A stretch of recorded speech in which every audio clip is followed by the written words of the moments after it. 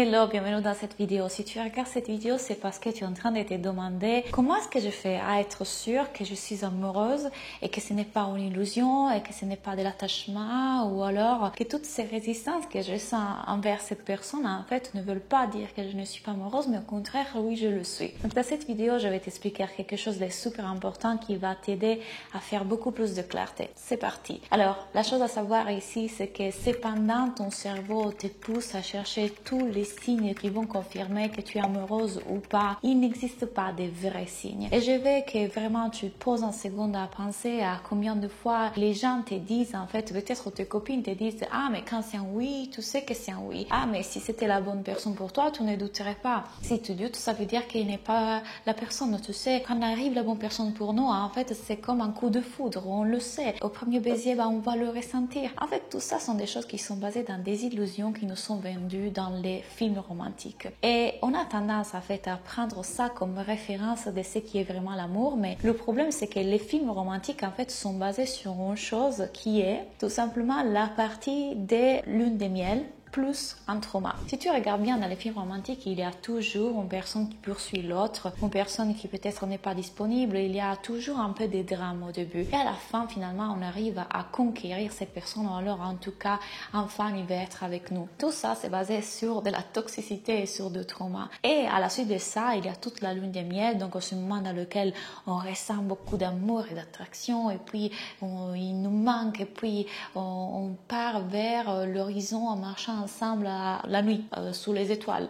Enfin bref, en fait tout ça sont que des choses qui nous sont vendues par les films parce qu'ils veulent jouer sur des émotions, des hormones déclenchées pour notre cerveau, donc l'oxytocine, l'adrénaline, la dopamine. Donc à chaque fois que tu te baseras sur ça comme référence pour voir si vraiment tu es amoureuse ou pas, malheureusement tu es en train de te confondre encore plus. Ce qu'on doit comprendre ici, c'est qu'est-ce que c'est l'amour vraiment? Qu'est-ce que c'est l'amour et pas le tomber en amour, pas se sentir amoureuse, se sentir dans cette sensation qui est déclenchée par encore une fois l'oxytocine et la dopamine du début qui sont déclenchées normalement pour notre cerveau. Si tu ne ressens pas ça, ça ne veut pas dire que tu n'es pas dans une relation qui mérite d'être poursuivie. Ça ne veut pas dire qu'en fait tu n'es pas en train d'avoir été donné la possibilité d'explorer un couple qui peut devenir un couple sain.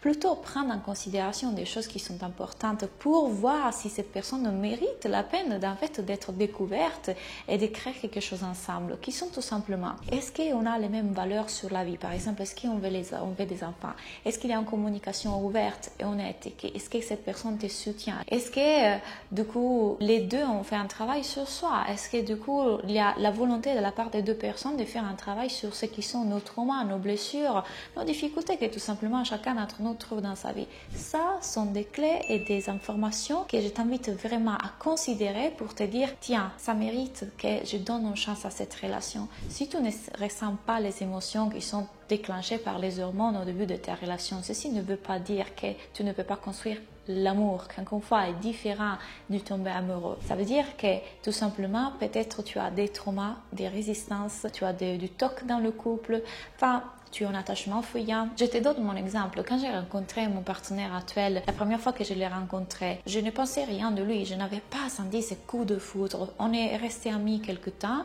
Moi, j'étais en couple avec quelqu'un d'autre, donc tout simplement, on était amis.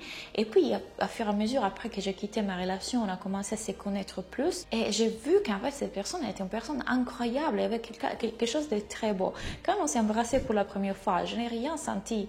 Et du coup, j'ai commencé à douter. Pourquoi? Parce que dans les films, ils te disent que tu devrais ressentir ça. Et petit à petit, j'ai commencé à ressentir beaucoup de résistance. C'était le toc dans le couple et l'anxiété relationnelle qu'à l'époque, moi, je ne connaissais pas encore et que du coup, me faisait croire qu'en fait, je n'étais pas vraiment amoureuse ou qu'elle n'était pas la bonne personne pour moi. Toutes mes copines aussi, elles aussi complètement illusionnées de ce que les films nous racontent, ils disaient, bah non, si tu ne ressens pas ça, ça veut dire qu'elle n'est pas la personne pour toi. Mais en réalité, tu sais qu'est-ce qui était en train de se passer? Tout simplement que j'avais des traumas qui faisaient que que lorsque j'ai rencontré un homme qui était vraiment ouvert et qui vraiment voulait commencer une relation pour moi, j'ai pris peur. Cette partie de mon inconscient, en fait, avait peur parce que dans mon inconscient, les relations, les connexions intimes étaient considérées comme quelque chose de dangereux. Et donc, le fait de pouvoir vraiment me rendre super vulnérable, me trouver en face de quelqu'un qui pouvait rentrer vraiment en connexion avec moi, ça m'a fait peur. Donc, la raison pour laquelle j'ai commencé à ressentir de la répulsion, de la résistance, du rejet. Mais c'était un trauma. Donc, il faut comprendre qu'en fait, derrière ces comportements inconscients, il y a un besoin de contrôle de notre cerveau. Pourquoi? Parce que comme ça, on croit de ne pas pouvoir souffrir. On va échapper à ce rejet, cet abandon qu'on a si peur de ressentir. Donc, si au début de ta relation, tu n'es pas en train de ressentir les choses que les autres youtubeuses, que tous les autres coachs, tous les films sont en train de te raconter et te faire croire que ce sont des signes qui te confirment en fait que tu es amoureuse de cette personne, et rassure-toi, le monde n'est pas blanc ou noir, la vie n'est pas noir ou blanc, il y a en fait tout un tas de nuances et de gris, et pas tout le monde fonctionne comme ça, pas tout le monde fonctionne avec une décision claire et tout de suite on se... Non, et c'est pas comme ça tout simplement parce que chacun d'entre nous a ses résistances, ses peurs et son inconscient et ses traumas. Donc il n'y aura jamais des signes qui vont te faire comprendre que voilà, tu es amoureuse et tu peux foncer dans cette relation, mais il y a des signes certainement qui te font comprendre que c'est une relation qui mérite d'être explorée et de créer quelque chose d'incroyable avec cette personne. Aujourd'hui, je vis une relation épanouie, je suis libre de l'anxiété relationnelle et du TOC parce que je fais le travail sur mes traumas. J'ai une relation que jamais de la vie j'aurais pu penser avoir. Et oui, il y a quelque chose de film là-dedans parce que j'ai vraiment tout ce que j'aurais voulu et cependant est très très sain et c'est un amour sain, pas un amour illusionné. Donc tu peux avoir les deux, tu peux absolument avoir cet amour romantique que tu désires et à la fois une relation saine, un amour sain. Et l'amour, encore une fois, c'est un choix, c'est pas une émotion, c'est pas le tomber en amour, c'est un choix et c'est une décision, ce n'est pas une émotion. Et si tu veux t'ouvrir à tous ces concepts-là, si tu veux comprendre comment ton cerveau fonctionne, si tu veux comprendre quel est ton style d'attachement, si tu veux aller plus loin à faire ce travail sur toi pour enfin vivre cette relation de couple amoureuse épanouie que tu veux vraiment vivre, je t'invite à découvrir mon programme Soulful Love. C'est ici en bas, je te laisse toutes les informations. Là, je vais pouvoir te guider. À fur et à mesure, on va voir en fait comment est-ce qu'on peut travailler avec tes parties inconscientes et soigner ce trauma qui aujourd'hui peut être en train de te bloquer, de pouvoir expérimenter quelque chose d'extraordinaire dans ta vie de couple. J'espère que cette vidéo t'a plu. Si c'est le cas, mets-moi un like, un commentaire et on se voit dans la prochaine vidéo. Bye!